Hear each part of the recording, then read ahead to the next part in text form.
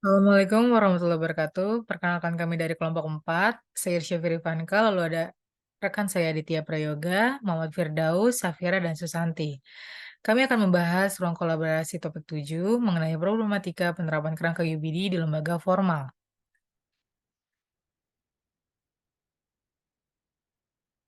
Ada beberapa hal, kejadian, atau problema yang dialami guru dalam implementasi UBD dalam pembelajaran. Mari kita perhatikan beberapa kejadian berikut. Guru memiliki kebingungan terhadap kurikulum UBD karena menggunakan alur mundur yang berbeda dari kurikulum biasanya, sehingga guru belum terbiasa menerapkan dalam proses pembelajaran. Kemudian, guru memiliki gagasan yang salah tentang seperti apa seharusnya kurikulum UBD, dan guru menggunakan sumber daya yang tidak sempurna akan memiliki pengalaman yang merusak keseluruhan upaya pengembangan yang dirancang untuk mempengaruhi pembelajaran siswa. Solusi dari kelompok kami, sesuatu yang baru tentunya perlu waktu untuk diterapkan, sehingga sekolah perlu memfasilitasi guru-guru untuk memahami kurikulum merdeka dengan pendekatan UBD. Juga diperlukan pembinaan dan pendampingan dari sekolah. Pada akhirnya, guru akan memiliki akses terhadap materi kurikulum UBD yang berkualitas. Pemanfaatan waktu merupakan faktor penting. Dilihat dari pengalaman bertahun-tahun bahwa perlu waktu untuk mengembangkan dan memfokuskan pada kurikulum yang berkualitas dengan menggunakan kerangka kerja UBD. Selanjutnya, terkait dengan masalah atau kejadian yang kedua, yaitu pembelajaran yang memiliki banyak konten melebihi jam pembelajaran yang tersedia, guru harus mempertimbangkan tujuan pemeriksa standar konten nasional provinsi maupun kabupaten yang meninjau harapan kurikulum karena biasanya ada lebih banyak konten daripada yang seharusnya ditangani dalam waktu pembelajaran yang tersedia. Nah, solusi dari permasalahan tersebut yaitu yang pertama membuat suatu manajemen prioritas tentang konten pembelajaran yang relevan, kemudian dengan memperhatikan karakteristik dari peserta di kelas. Kemudian solusi yang kedua yaitu membuat suatu format sesuai dengan pembelajaran yang efektif di kelas tersebut. Solusi yang ketiga yaitu dengan memprioritaskan pembelajaran dengan ditentukan melalui tujuan kinerja jangka panjang apa yang kita inginkan agar siswa dapat melakukannya dan dengan apa yang telah mereka pelajari. Kemudian solusi yang terakhir yaitu guru perlu menambahkan suatu ilmu dan pengetahuan secara mandiri atau dalam suatu forum, biasanya forum MGMP, kemudian agar dapat melaksanakan pembelajaran dengan optimal, serta guru perlu membagi dan mengatur waktu yang dimiliki antara tugas pokok dan tugas tambahan yang diembannya. Kemudian terkait dengan kejadian atau permasalahan yang ketiga, terkait poin penting dalam kerangka kerja UBD adalah mengakui pengetahuan dan keterampilan tidak diajarkan untuk kepentingan peserta didik sendiri, tetapi sebagai sarana untuk mencapai keberhasilan pemahaman. Akuisisi konten adalah sarana dalam layanan pembuatan dan transfer makna. Nah, pada akhirnya guru mengajar harus membekali peserta didik untuk dapat menggunakan atau mentransfer pembelajaran mereka, yaitu kinerja yang bermakna dengan konten. Kemudian solusinya, guru dalam merencanakan pembelajaran yang tepat untuk mengatasi berbagai jenis tujuan yang diidentifikasi dalam transfer, pembuatan makna, dan akuisisi. Nah, disarankan guru mengkodekan berbagai peristiwa dalam rencana pembelajaran mereka dengan huruf T, M, dan A untuk memastikan bahwa semua tiga tujuan dibahas dalam instruksi.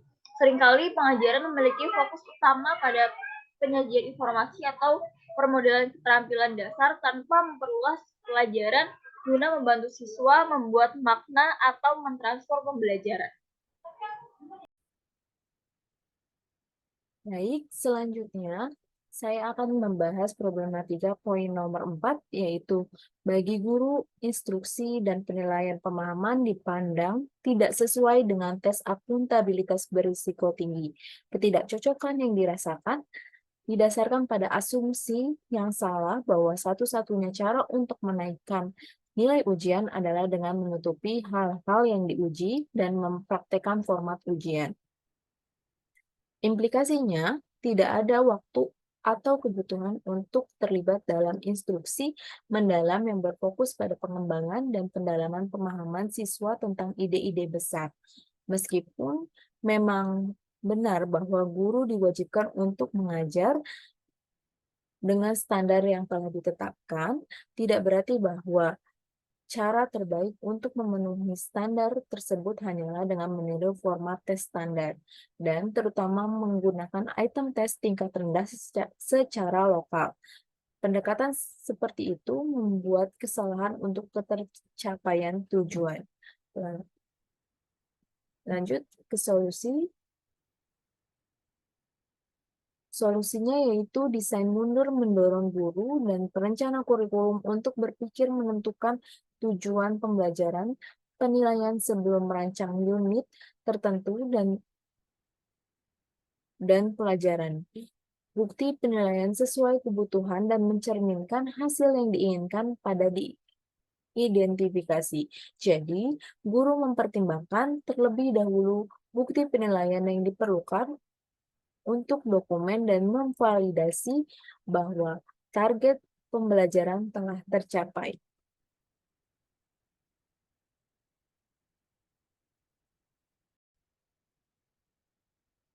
Di sini selanjutnya ada apa saja problematika yang dialami oleh guru. Yang pertama ada memahami materi. Guru harus memiliki akses terhadap materi kurikulum UBD yang berkualitas. Contoh buruk adalah menyampaikan gagasan yang salah tentang seperti apa seharusnya kurikulum UBD. Dan guru yang menggunakan sumber daya yang tidak sempurna akan memiliki pengalaman negatif yang merusak keseluruhan upaya reformasi yang dirancang untuk memengaruhi pembelajaran siswa. Lalu selanjutnya ada waktu. Waktu sekali lagi merupakan faktor penting di sini. Bisa dilihat dari pengalaman bertahun-tahun bahwa perlu waktu untuk mengembangkan kurikulum berkualitas tinggi dengan menggunakan kerangka kerja UBD. Untuk selanjutnya akan dijelaskan oleh rekan saya, yaitu Firdaus. Baik, sekarang kita akan membahas tentang mempertimbangkan tujuan dan fungsi UBD bagi guru. Kita ketahui bersama bahwa tujuan ini merupakan hal yang perlu dikedepankan dalam membuat rancangan dengan model understanding by design. Karena kita harus memperhatikan beberapa hal di sini seperti standar konten, waktu yang tersedia, dan ini jelas membutuhkan atau dijadikan sebuah prioritas. Karena tujuan ini yang menjadi akar atau otak dari model understanding by design. Poin penting dalam kerangka kerja understanding by design adalah mengakui pengetahuan dan keterampilan tidak diajarkan untuk kepentingan mereka sendiri, tetapi sebagai sarana untuk mencapai keberhasilan pemahaman. Apa maksudnya? Jadi di sini berarti bahwa seperti apa yang dikatakan J. McTighe, bahwa murid harus dibantu untuk tidak sekedar mengetahui tapi dapat memahami apa yang telah mereka kerjakan. Jadi murid membuat perencanaan, mengerjakan, dan membuat laporan yang kemudian itu dapat digunakan untuk kehidupan sehari-hari mereka di masyarakat, di keluarga, yang pastinya di luar sekolah, yang itu benar-benar mereka hadapi di kehidupan nyata mereka. Akuisisi konten adalah sarana dalam layanan pembuatan dan transfer makna. Apa maksudnya? Jadi segala sesuatu konten yang dibuat oleh guru dalam menyusun tujuan ini adalah sebagai sarana, sebagai fasilitas dalam pembuatan dan transfer pengetahuan ini. Transfer pengetahuan yang menjadi pemahaman yang bermakna, yaitu maknanya apa? Siswa dapat menjalankan kehidupan sehari-harinya dengan apa yang telah mereka kerjakan, mereka perbuat di sekolah. Pada akhirnya guru mengajar harus membekali murid untuk dapat menggunakan atau mentransfer pelajaran mereka yang seperti saya jelaskan barusan, yaitu kinerja yang bermakna dengan konten. Jadi apa yang mereka kerjakan itu benar-benar mereka pahami, mereka dapat menjelaskan, mereka dapat membuat, mereka dapat melaporkan secara terperinci dan detail yang itu dapat membuat mereka memiliki skill kehidupan yang baru untuk bergaul dan berkontribusi di masyarakat. Guru dalam merencanakan pelajaran yang paling tepat untuk mengatasi berbagai jenis tujuan yang diidentifikasi dalam transfer.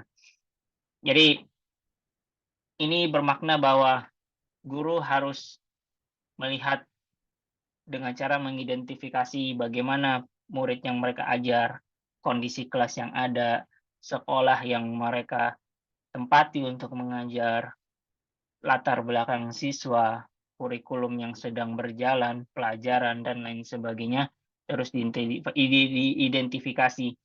Dan ini harus direncanakan untuk tujuan jangka panjang, 2 tahun, 3 tahun, selama anak-anak itu bersekolah untuk pembuatan makna dan akuisisi. Seringkali pengajaran memiliki fokus utama pada penyajian informasi atau pemodelan keterampilan dasar tanpa memperluas pelajaran. Jadi, hanya sekedar transfer ilmu pengetahuan. Guru mengajarkan, menyampaikan sebuah ilmu atau informasi yang menjadi tugas murid untuk dicatat, dibuat rangkuman, dan dikerjakan soal-soalnya hanya sebatas itu.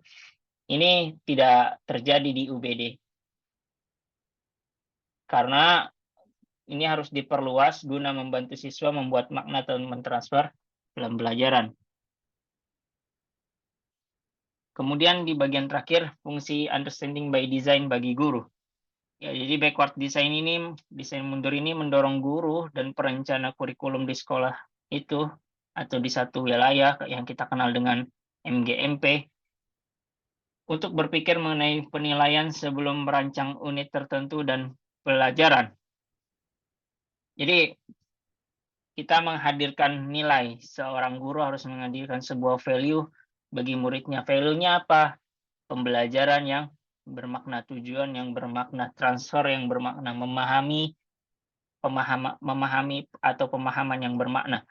Bukti penilaian sesuai kebutuhan dan mencerminkan hasil yang diinginkan. Jadi kita benar-benar membutuhkan sebuah kerjasama antara guru dalam sebuah tim yang tentunya mendapat perhatian dari sekolah, dibuat bimbingan, dibuat pelatihan untuk merumuskan understanding by design, model understanding by design ini yang akan digunakan di sekolah tersebut. Karena waktunya yang sangat terbatas, sedikit untuk membuat sebuah hal yang sangat terperinci dan detail ini, maka segala yang kita sebut stakeholder atau perangkat-perangkat yang bertanggung jawab, subjek-subjek atau orang-orang yang bergelut di pembuatan model kurikulum dengan pendekatan understanding by design ini perlu mempertimbangkan terlebih dahulu bukti penilaian yang diperlukan untuk dokumen dan memvalidkan bahwa target pembelajaran telah tercapai.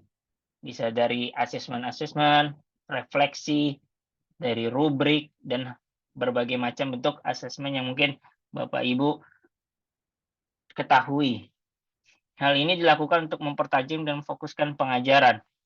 Jadi ada fungsi refleksi di sini. Bagi guru, instruksi dan penilaian pemahaman dipandang tak sesuai dengan tes akuntabilitas beresiko tinggi. Jadi apa maksudnya? Jadi instruksi dan penilaian ini harus kita dapat transfer ke murid gitu. Jadi murid juga mengerti, artinya kita dapat membuatnya secara sederhana. Ketidakcocokan yang dirasakan ini didasarkan pada asumsi yang salah bahwa satu-satunya cara untuk menaikkan nilai ujian adalah dengan menutupi hal-hal yang diuji dan mempraktikkan format ujian. Jadi ini akibat dari praktek-praktek yang biasa kita ketemu ya, mungkin diri kita pernah melakukannya atau teman sejawat kita, bahwa ada praktek-praktek yang misalnya kita kenal dengan katrol nilai gitu ya. Jadi kalau misalnya udah menjelang akhir semester mau pembagian rapot, ada murid yang belum tuntas nilainya, kita hanya memberikan tugas tambahan yang sangat ringan, tiba-tiba nilainya terkatrol gitu kan. Nah, dan hal ini perlu dihindarkan. Jadi selama pembelajaran berlangsung 1 semester itu, kita melakukan beberapa penilaian yang memang sesuai dengan karakteristik murid tersebut, sehingga kita mempunyai alasan untuk memberikan nilai yang tepat untuknya. Tidak sama dengan murid yang lain, tapi tepat. Karena sesuai dengan apa yang siswa tersebut atau murid tersebut mampu lakukan. Yang akhirnya tidak membuat guru ini juga keteteran di akhir semester dalam mengumpulkan dan memformulasikan nilai-nilai untuk dijadikan nilai rapot bagi para murid. Jadi implikasinya, dampaknya tidak ada waktu atau kebutuhan yang tadi saya sebutkan untuk terlibat dalam instruksi yang mendalam yang berfokus pada pengembangan dan pendalaman pemahaman siswa tentang ide-ide besar. Jadi apabila waktunya yang terbatas ini 1 semester, 2 semester, atau 2 tahun, 3 tahun, 4 tahun itu kita malah sibuk dengan bagian-bagian administrasi, kita sibuk dengan mengejar materi karena kita tidak susun dari yang paling mudah sampai yang paling sulit, dari yang paling kita mengerti sampai yang sukar kita mengerti, maka kita juga akan kesulitan untuk mengajak siswa atau memancing siswa dengan ide-ide besarnya di dalam pembelajaran kelas guru atau kelas kita sebagai guru yang kita mengajar ini. Demikianlah presentasi dari kelompok 7, dari bagaimana kita mempertimbangkan tujuan dan fungsi understanding by design bagi guru. Jadi hal-hal demikian menjadi perhatian khusus dalam perancangan, pelaksanaan, dan pembuatan understanding by design. Dalam hal ini konteksnya yaitu problematika bagi guru. Semoga apa yang telah kami sampaikan dapat bermanfaat. Dari kami cukup sekian. Wabillahi taufiq wal hidayah. Assalamualaikum warahmatullahi wabarakatuh.